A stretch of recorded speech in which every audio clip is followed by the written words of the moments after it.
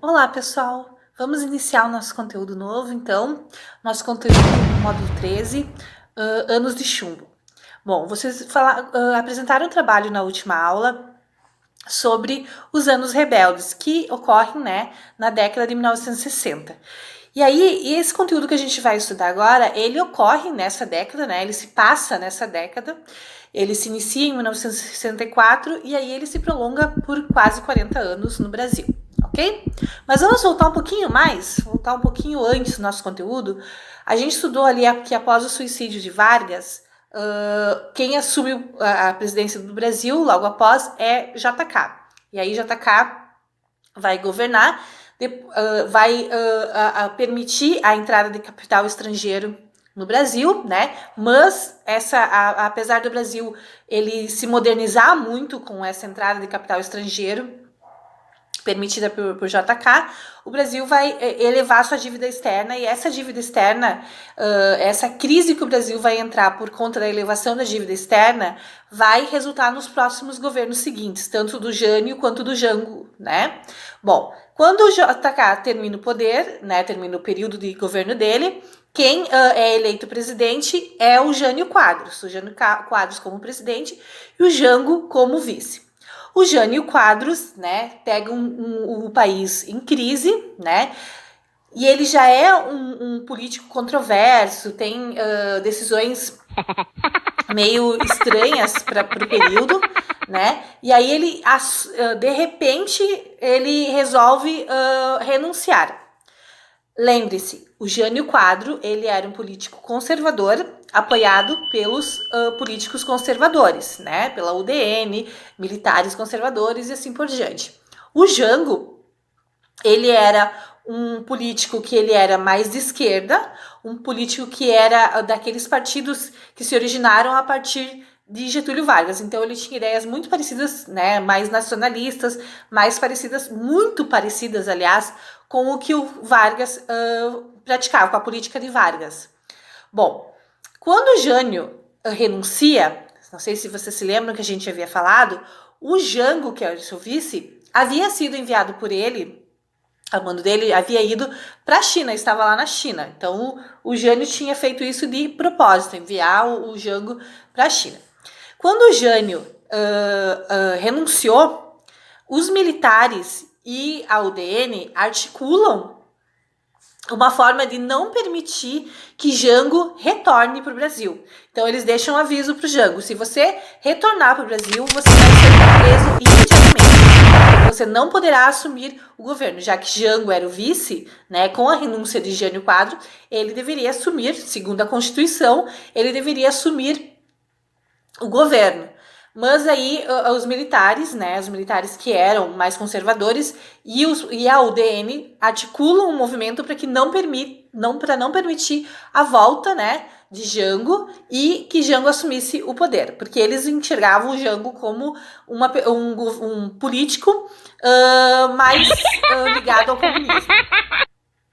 Mas que se a gente estudar a obra, o governo, as ações de Jango, a gente vai ver que ele é muito mais parecido com o Getúlio Vargas, né? As ações dele são muito próximas daquilo que o Getúlio Vargas defendia e não era um político nacionalista, não era um político comunista que defendia ou que tivesse intenção de implantar o comunismo no Brasil. Não, tá, pessoal? Mas isso vocês podem ir lendo sobre, né, para firmar mais a opinião de vocês a respeito disso. Mas, enfim, no estado do Rio Grande do Sul, quem governava nessa época era Brizola. Brizola, ele vai iniciar uma campanha chamada Campanha da Legalidade, juntamente com outros políticos, para permitir que Jango volte para o Brasil e assuma como presidente da República.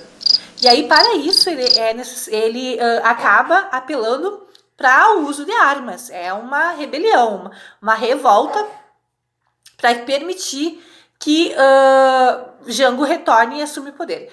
E aí essa campanha legalista de Brizola dá certo, né? Jango consegue retornar, e aí Brizola e esses políticos que estão articulando para a volta do Jango, eles conseguem negociar com os militares e com a UDN para que Jango assuma sim o poder, mas desde que o governo passe a ser parlamentarista. Então, o Brasil vai ter uma república parlamentarista.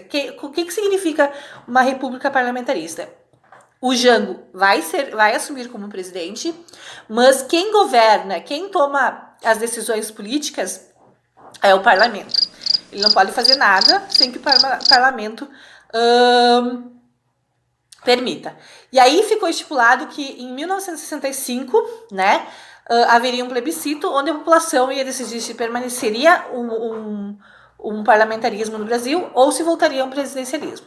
Mas por conta das divergências que existiam entre o presidente e o parlamento, Jango ele adianta esse plebiscito e aí ele assume o poder como presidente, né? O Brasil volta a ser uma república presidencialista em 1963. Bom, pessoal, a gente está vivendo num período em que os conservadores, no geral, no Brasil, eles estão muito aflitos. Lembrando que a gente está vivendo um período em que a Guerra Fria está em pleno vapor, né? O mundo está dividido entre capitalistas e comunistas, né? E os países capitalistas estão sempre com medo do comunismo, né? Medo de revoluções comunistas, porque isso havia acontecido aqui na América, havia acontecido em Cuba, então o mundo tinha medo. E aí, a partir da morte de Getúlio Vargas, a partir do fim do governo do Estado Novo, do Getúlio Vargas, desde o fim do Estado Novo, o Brasil vinha construindo lentamente uma democracia. Porque no Estado Novo, né, Vargas faz uma política, faz um governo ditatorial. E aí, após o fim do governo depois que Getúlio Vargas é deposto, então se inicia um período democrático que vai durar até 1964. E aí a gente teve, a partir desse momento, o envolvimento da população brasileira em movimentos políticos. O Brasil começa a criar movimentos onde os cidadãos, né, vão cada vez ter mais participação política. E aí, nesse momento, a gente acaba surgindo sindicatos que, até o governo de Vargas, os sindicatos eram controlados por quem? Pelo governo, lembra? O governo tentava intermediar para que os trabalhadores não se rebelassem, não fizessem as grandes agitações, agissem de acordo com o que o governo estipulava. Agora não, agora os sindicatos têm mais liberdade. O que surge também, pessoal, nesse período aí democrático?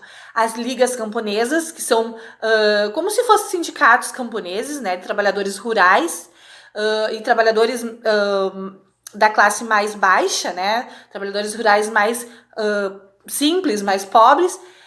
Nós temos também Freire, que é muito importante, principalmente no governo de Jango. Freire, ele assume um compromisso de alfabetização da população mais pobre. Então, em poucos dias, ele cria um plano onde trabalham um projeto de alfabetização, onde muitos que vão trabalhar são professores voluntários.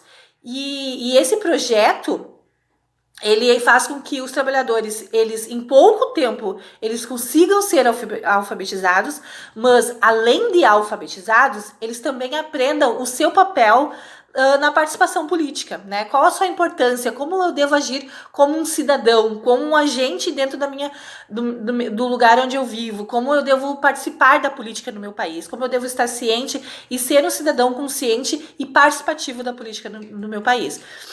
Por isso que hoje em dia muitas pessoas não enxergam com bons olhos o Freire, tá?